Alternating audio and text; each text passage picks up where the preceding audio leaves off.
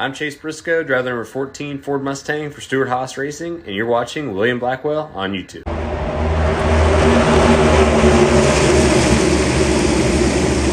This Sunday at Watkins, Glen, in my opinion, things are going to get very chaotic because the regular season is starting to wind down. This weekend, Watkins, Glen, and next weekend, Daytona. This weekend, though, there's a good chance we can see yet a new winner. Last week we saw Michael McDowell, and this week we got some new contenders towards the front of the grid. So let's take a look at the starting grid, shall we? Back in row 18, we got the 78 of Josh Malicki and the 77 of Ty Dillon. Row 17, we got the 4 of Kevin Harvick and the 51 of Cole Custer. Cole Custer, not a great effort, but he is very close to the Stewart Haas cars, which makes you think what's going on there. Ahead of them, we got the 43 of Eric Jones and the 21 car of Harrison Burton. Row 15, the 15 of Andy Lowley, and Ryan Preece in the 41. Ahead of them in row 14, we have Eric Almirola alongside Ricky Stenhouse Jr. Row 13, Todd Gilliland in the highest Stewart Haas Ford out there, Chase Briscoe. Terrible outing. And it's making me think, and I'm sure it's going to make a lot of y'all think, Stewart Haas Racing out of contention. They're going to have to win in Daytona if they're going to want to get the 14, 10, and 41 in.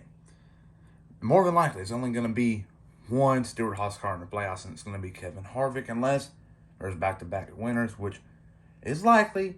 But we'll see how things go there with him and Keselowski in the points, because one of them is going to point their way in. So ahead of him in the 12th row is the 12 of Ryan Blaney and the 6 of Brad Keselowski. So keep an eye on the 6 and 4 this weekend. Ahead of them, the 42 of Mike Rockenfeller and Ross Chastain, the Watermelon Man. Row 10, Martin Truex Jr. and the 31 of Justin Haley. Row number 9, Austin Cindric and Alex Bowman. Alex Bowman, I had a lot higher hopes for him in qualifying. Kind of a disappointment, but you know what? There are 90 laps tomorrow. It's a lot of time to make up a lot of ground, so I'm not counting him out right away. Row 8, the 9 of Chase Elliott and the 3 of Austin Dillon. Chase Elliott, kind of expecting him to qualify higher up. Row 8, it's kind of shocking. Row 7, the 17 of Chris Buescher and the 99 of Daniel Suarez. Two surprising things there. Row 6, the 22 of Logano and the 23 of Bubba Wallace, or Darrell Wallace Jr., if you will. Row 5, the 8 of Kyle Busch and the 7 of Corey LaJoie. Great qualifying effort from him. Row 4, Christopher Bell in the 20 and the 45 of Tyler Reddick. Row 3, Kyle Larson and AJ Allmendinger. Row 2, Michael McDowell and Ty Gibbs. Row 1, Denny Hamlin and William Byron.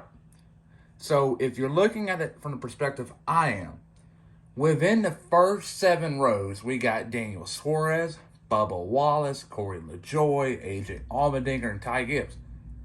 A lot of drivers without a win, needing a win to make the playoffs. That's why I believe we're going to see a new winner tomorrow.